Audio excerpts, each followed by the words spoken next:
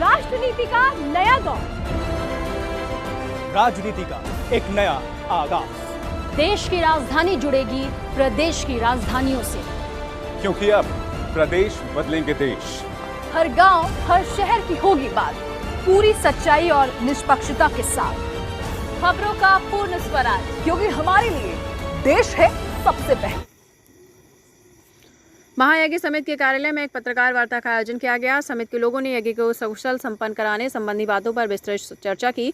प्रारंभ में श्री लक्ष्मी नारायण महायज्ञ समिति के मीडिया प्रभारी श्री जनार्दन शांडिल ने आगंतुक प्रेस प्रतिनिधियों का परिचय कराते हुए यज्ञ संचालन से संबंधित सभी प्रमुख बिंदुओं पर विस्तार से प्रकाश डाला। प्रेस वार्ता के इस कार्यक्रम में मुख्य रूप से श्री शैलेंद्र चौबे, अयोध्या दुबे, डॉक्टर प्रमोद कुमार पांडे, रामाशीष तिवारी, रविंद्र ओझा, श्री अरविंद सिंह, डॉक्टर विनोद चतुर्वेदी, पंकज चौबे, मुन्ना पाठक, संजय पांडे आदि लोग मौजूद रहे। दिल्ली श्री लक्ष्मी नारायण महायज्ञ समिति का मीडिया प्रभारी।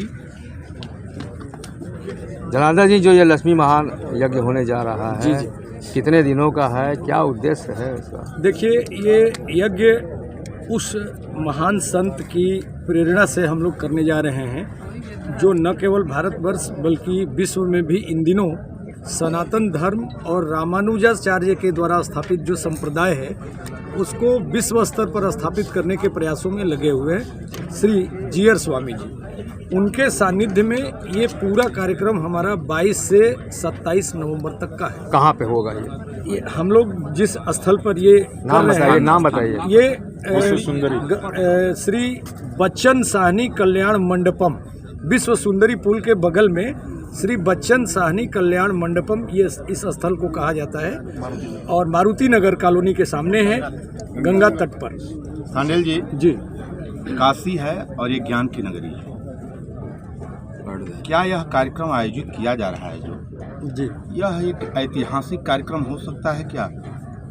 निश्चित तौर पर हम लोग इसको ऐतिहासिकता प्रदान करने के लिए हमारी समिति और इसके एक एक सदस्य दिन रात एक किए हुए हैं और मेरा ये दृढ़ विश्वास है कि आज तक काशी में धार्मिक आयोजन तो बहुत हुए, कई कथाएं और कई धार्मिक कार्यक्रम होते रहते हैं, लेकिन यह जो कार्यक्रम होगा ये काशी की धरती पर मील का एक पत्थर साबित होगा और भीड़ की दृष्टि से, सफलता की दृष्टि से, लोगों के आगमन की दृष्टि से और अपने धार्मिकता की दृष्टि से ये बनारस का पहला और शायद अंतिम कार्यक्रम विश्व कल्याणार्थ। जी, विश्व कल्याणार्थ। क्या कार्यक्रम होगा यहाँ पे? इसमें मुख्य जो कार्यक्रम है 22 को हमारी जल यात्रा होगी, जिसमें 500 महिलाएं अपने शीश पर पवित्र कलश लेकर के और परिक्रमा पथ हम लोगों ने जो निर्धारित किया है उसमें पैदल चलते हुए गंगा का पवित्र जल ला करके स्थापित करेंगे मंडप में।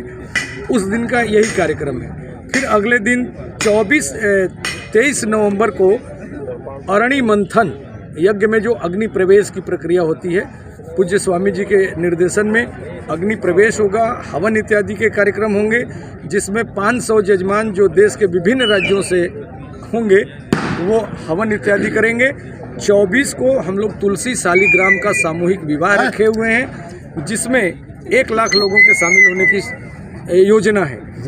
पुनः 25 को हम लोग विश्व शांति के लिए ही 11,000 लोग एक प्रकार का वस्त्र पहन के समवेत स्वर में शंख वादन करेंगे। ये हमारे इस कुल यज्ञ के कुल कार्यक्रम का सबसे अनोखा और यूनिक कार्यक्रम है। कहाँ से लोग शामिल होने आ रहे हैं? देश के विभिन्न भागों से, विदेशों से भी। ठीक।